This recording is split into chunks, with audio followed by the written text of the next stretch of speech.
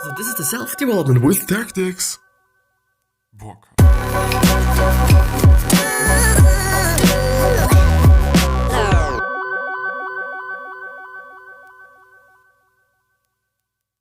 So, this one's going to be again about a new article from James Clear on the jamesclear.com website.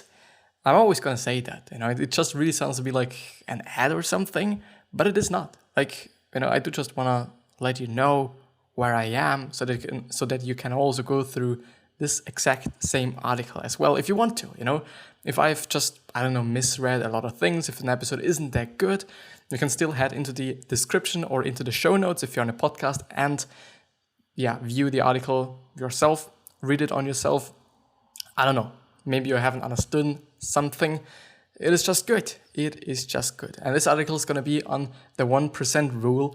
I don't know what this is all about, but it seemed to be relatively interesting. And it is a really new article, I assume. I think it is from 2019, actually. But more after the intro, as always.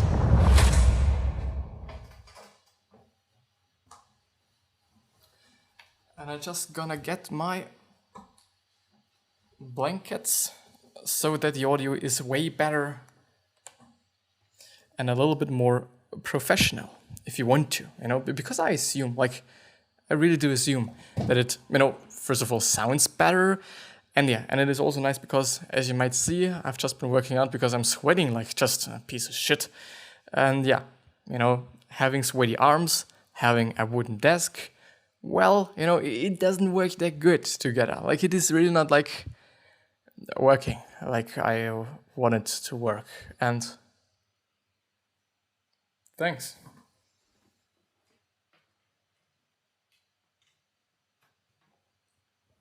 Please work. My light just turned itself off. But until it's gonna be just rebooting up or something, or recharging, I guess, we're going ahead with this article. We're starting with this article, and this article is called, as you cannot see, unfortunately, let me just see. Here it is. The 1% rule, why a few people get most of the rewards. I thought it was relatively interesting because there's also going to be a story in the first place. And they also talk about the Pareto principle, which is also a pretty good one, a pretty known one. I really don't think that a lot of people don't know about it or don't know of it because it is really popular, or it got really popular and trendy because of all those self-development and self-help or motivational sites on Instagram or YouTube or whatever, which is not bad. It's really not bad. I really just hope that everyone's feeling good. This is what I want.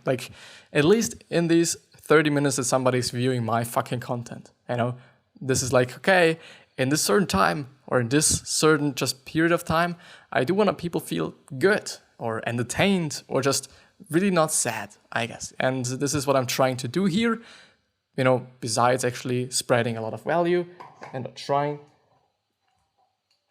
to do that. But I'm also gonna turn on my TV because it kind of feels a little bit a little bit too less light here. But until then, I'm gonna start reading right now. Sometime in the late 1800s, nobody is quite sure exactly when, a man named Vilfredo Pareto was fussing about in his garden when he made a small but interesting discovery. Pareto noticed that a tiny number of pea pods in his garden produced the majority of the peas.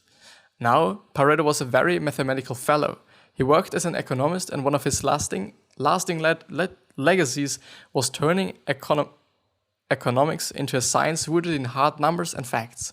Unlike many economists of the time, Pareto's papers and books were filled with equations, and the peas in his garden had set his mathematical brain in motion. What if this unequal distribution was present in other areas of life as well? Well, who the fuck thinks like that? In the first place, this is what I ask myself. Who the fuck thinks like that? I assume he was thinking like that, just by what I'm reading here. Nobody really knows, Nobody really knows. But like, yeah, who really does that? I'm actually having, funny thing, I'm actually now having like, I don't know, a river in front of me, which is like a preset picture on my TV, some sorta, interestingly.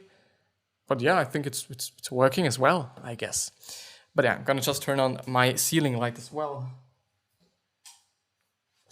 Oh, I'm really sorry, but I gotta have to hurry up a little bit because I'm not gonna have as much time as I want to today, unfortunately. So the Pareto principle, and I assume you know it. You know, before I actually go through it, I think I'm gonna just explain it in my words and then see if I was quite right or not. The thing is, the Pareto principle is like the following. Let's take the peas actually. 20% of the peas produce 80% of the peas, or 20% of the pea. Is a pea like this small green thing? Am I thinking correctly right now? Or is it something different? I also thought about fruits, but I'm not quite sure. The thing is, 20% of the pea kind of trees or whatever it is, I don't give a fuck, are producing 80% of the peas in the end. And on the other hand, because there is just something left, 80% of the peas, or 80% of the left peas, produce 20% of the left peas, or peas trees produce peas. Yeah, really complicated. But this is basically what the Pareto principle says. But I hadn't thought about it in terms of like, do really like 20% of the people earn 80% of the... well, it could actually be the case. It could really be the case that 20% of the people get just, let's say, get 80% of the trophies or of the rewards, because it really sounded for me like, okay, it's about like trophies, it's about like winning things, and it is like really not about rewards in general, like whether it be money or whether it be love, whether it be something else. I was thinking about trophies there, but I think hopefully he's gonna explain that afterwards. But let's actually see how he is describing the Pareto principle, the Pareto Principale. At the time, Pareto was studying wealth in various nations. As he was Italian, he began by analyzing the distribution of wealth in Italy. To his surprise, he discovered that approximately 80% of the land in Italy was owned by just 20% of the people. Similar to the pea pods in his garden, most of the resources were controlled by a minority of the players, or the people, or the participants, or whatever it is. Pareto continued his analysis in other nations, and a pattern began to emerge. For instance, after poring through the British income tax records, he noticed that approximately 30% of the population in Great Britain earned about 70% of the total income, which is definitely something. It's definitely something. As he continued researching, Pareto found that the numbers were never quite the same, but the trend was remarkably consistent. The majority of rewards always seemed to accrue to a small percentage of people. This idea that a small number of things account for the majority of the results became known as the Pareto principle, or more commonly the 80-20 rule. Like I've explained it, 80% of the 20% of the things creates 80% of the things. Like, basically, if you've just understood what I was talking about. But yeah, the thing is, it's actually the case. I don't know what it is about in Austria, like with land and income and whatever it is, but I assume it is fairly similar. And is this surprising me? Well, I gotta have to say, like, nah, somehow not, because I don't know, like, there have always been kingdoms, there have always been people with a lot of land, and most of the time those people with a lot of land also, on paper at least, had a lot of just money. It is what it is. I don't know what it is about in the States, because I don't know how land is distributed there, which person or who is having land besides their own just land where the house is on and whatever. But in Europe, or at least in Austria, it is relatively common that farmers have really, really, really high percentages of the land. For example, in my town, it is really like we have a few farmers and they own just a really lot of land. I'm actually in the district of Austria. Like Austria has certain districts, and I'm living in a district with the highest living cost, basically, because if you're buying some land, it's gonna be fucking expensive. It's gonna be the most expensive land in whole Austria. And I can understand that, because of the mountains and the view is nice and whatever, and nature and those things. But the thing is, like, it is fucking expensive, It is really like, some people are really unable to live here or to just sustain. Well, I do also have to say, like, people are having their standards. Like, people want to have this, people want to have that. Not a lot of people want to step down, because most of the time, like, okay, they have been in their parents' home and there everything was nice.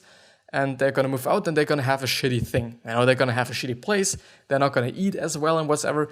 And it's not a lot of people want that. I can understand that, of course, but it is like, yeah, it makes sense that you're not going to have just, I don't know, as much money, as much like nice food, or whatever it is. The thing is, it is really expensive. And those farmers have a lot of fucking land. And I think it is worth just quite a lot. Like, it is really worth a lot, Especially, I don't know, when they're selling something to some construction firms and they then build just a really big house where a lot of people have their flats in or whatever. There must be a name for that, but I don't know that. But the thing is, like, yeah, they do just really have to be relatively wealthy on paper. In reality, it is like, I don't know, unless they don't sell their land, they basically have nothing in their hands. And they have the land. And maybe the land is even pretty shitty, because I can assume that some land is worth more than some other land and whatever, But the thing is, they're just really, really, really wealthy. At least some of them have just not as much land as others, of course. But in general, they have quite a lot of land. And there are also going to be just some family inheritage kind of things where just families just always had a lot of land and are always going to have a lot of land. And it is what it is. And these people are obviously quite wealthy, on paper. Always going to say on paper, because, like, in reality, they do not have that money. But yeah, because, like, okay, because of that, I don't know what it is about in the States, if it is like a common thing that families always had land and they just, I don't know, through heritage and whatever, they just, I don't know, their kids get it or whatever. Like, in Europe, I think it is relatively common, maybe because of all the kingdoms of the Middle Age or whatever. Could be the case, could really be the case. But yeah, inequality everywhere. In the decades that followed, Pareto's work practically became gospel for economists. Once he opened the world's eyes to this idea, people started seeing it everywhere, and the 80-20 rule is more prevalent now than ever before. For example, through the 2015 to 2016 season in the National Basketball Association, 20% of franchises have won 75.3% of the championships. Furthermore, just two franchises, the Boston Celtics and the Los Angeles Lakers, have won nearly half of all the championships in NBA history. Like Pareto's Peapods, a few teams account for the majority of the rewards.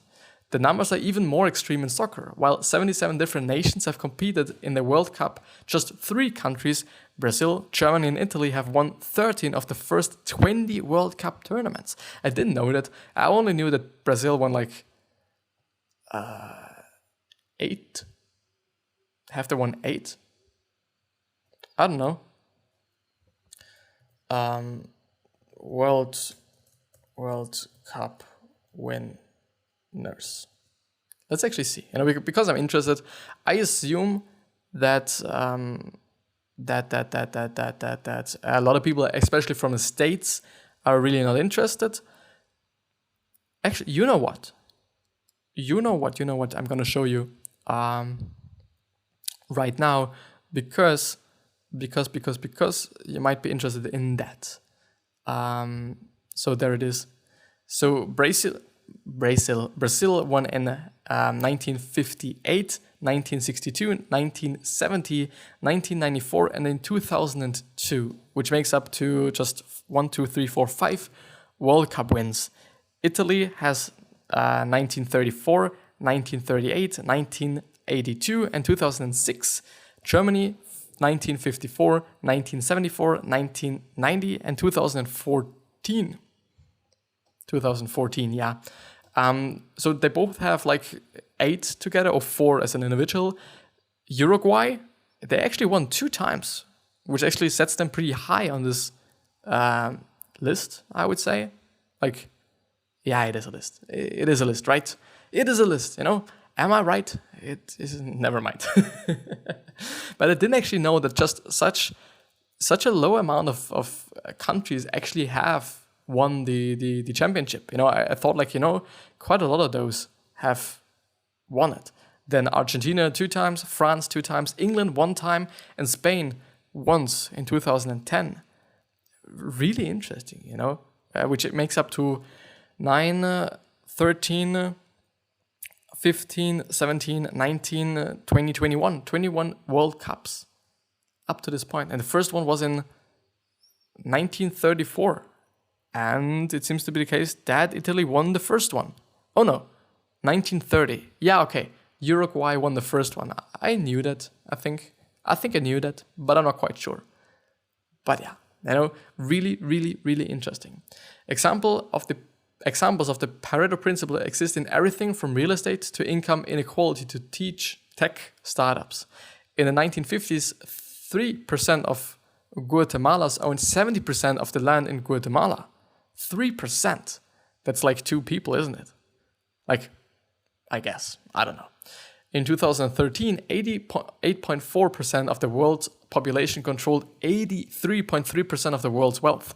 Like, yeah, it is still the case. Like, I don't know, Jeff Bezos, then Bill Gates, Warren Buffett, Mark Zuckerberg, they, like, I don't know, do they have a trillion? No, I think they don't, like they have just half a trillion or something. I don't know, it is definitely quite a lot of money. It is really a lot of money. In 2015, one search engine, Google, reached or received 64% of search queries. So why does that happen? Why do a few people, teams, and organizations enjoy the bulk of the rewards in life? To answer this question, let's consider an example from nature.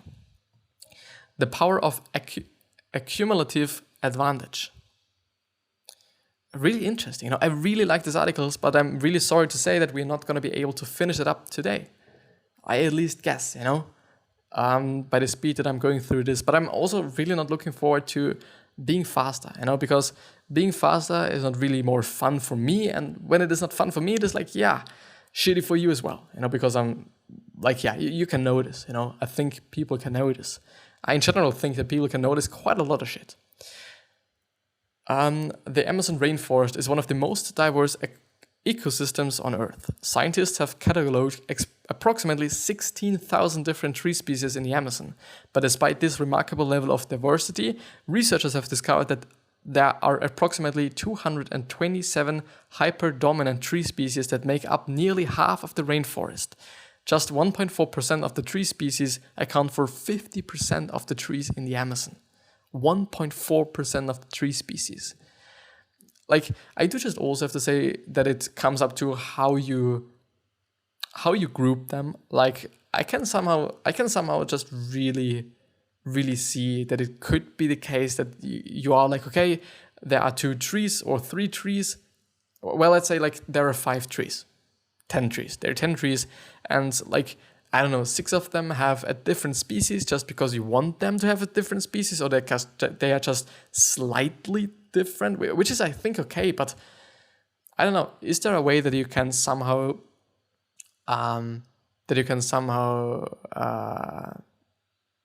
just say like, okay, there are more species because you just want to have more species, or doesn't that make any sense?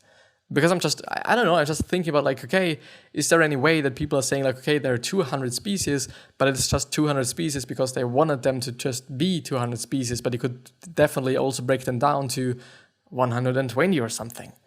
I don't know, like, I might be just talking bullshit there, but I'm just assuming, I'm just thinking.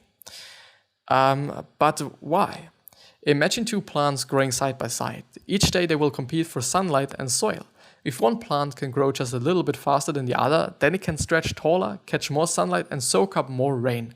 The next day, this additional energy allows the plant to grow even more. This pattern continues until the stronger plant crowds the other out and takes the lion's share of sunlight, soil, and nutrients.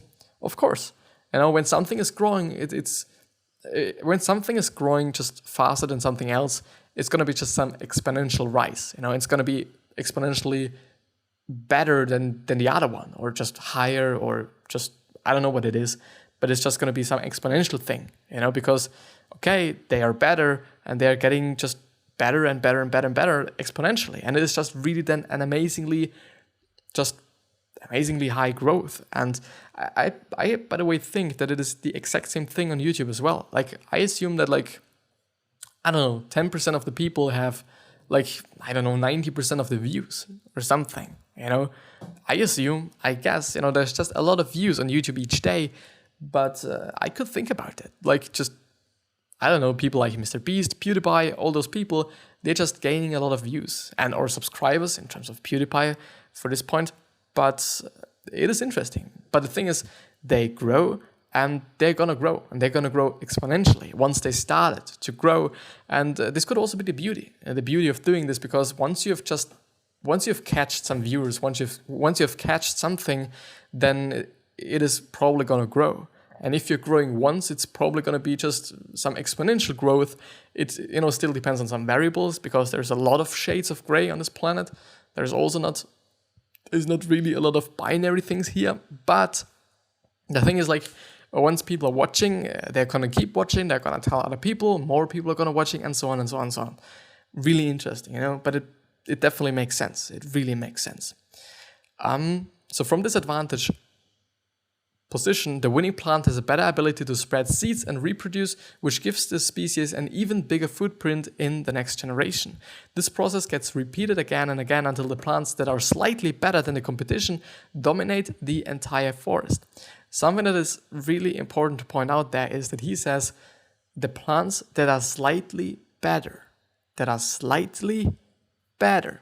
which means that you can be applying this also to just other sides of life, which means, for example, YouTube, or just whatever business you're doing, you do just need to be slightly better than the competition. I assume, because especially on social media, it is actually the case that the one that is better is winning. When I'm producing better content than somebody else, well, even though it is just really important to say that, what is better content? Is it better in just, I don't know, quality, in terms of really pure quality, like I have a 4K camera and you only have a 2K camera? But it is not the case, It is not quality. It is not a better content because of that. But value just really has to play into that, or really is playing into that, I assume, at least, because if something is higher in value, people are going to watch it, and people are going to prefer it over something else that is maybe lower in value. And it also just depends on your personality. Just, like, again, so many variables and so many factors. So what is better? But it is really important to point out that if something is better, or when something is better, then it's going to get attention. It's going to be dominant. It's going to dominate the other things. Scientists refer to this effect as accumulative advantage. What begins as a small advantage gets bigger over time. One plant only needs a slight edge in the beginning to crowd out the competition and make over the entire forest. I'm really sorry to say that we actually have to stop here, because I'm already 23 minutes in, but I could just, can I? The thing is, I don't know if the next thing is going to be just a little bit too long, I guess. I would like to, but the thing is, I'm going to let it be what it is, but I'm going to end the episode relatively quickly so that I'm not going to stretch it on just by no reason, something that I'm doing sometimes. But this episode was slightly better than the other one. The talking thing was a little bit better, something, I think the thing that I'm most struggling with is that I'm just, sometimes really somehow not able to talk properly. And then, everything's fucked and everything's actually sad. Everything is actually sad then. But it is what it is. But I'm really not looking forward to stopping this episode there. I would really like to continue it, because it is just, once everything is just working fine, once everything is just nice, it is just such a lot of fun. And I'm so fucking grateful that I'm able to do what I'm doing here. And once people actually start to view it, once people start to just show interest in it, it's just going to be amazing. It's just going to be just fun for me. It's just going to be amazing for me. But it is what it is. I wish you the best health, happiness, and also success. And I also hope that you're going to remind yourself on how you're going to be remembered. So basically your legacy, because we totally can shape it, even though something that is to be said is that no matter how nice you are and no matter how generous you are, there's still going to be someone that doesn't like you. Just because it is what it is, just because it is how we human beings seem to be, I guess, to some degree. But yeah, also think about your purpose, and some questions that might help you to figure out your purpose might be, why are you on this planet? What are you trying to change on this planet? And what is bothering you the most? Like, what is pissing you off the most on this planet? There you might find even a business idea, and you might find your purpose here, which is amazing. Like, two-folded win-win is a two-folded win, like, you know what I mean. Thank you very much from the bottom of my heart. I really mean it. I really fucking mean it. And I see you the next time. I hope, at least. Subscribe to the podcast if you do not want to miss out on something. And also just subscribe to the YouTube channel if you do not as well want to miss out on something. With that being said, I see you the next time. Thanks a lot.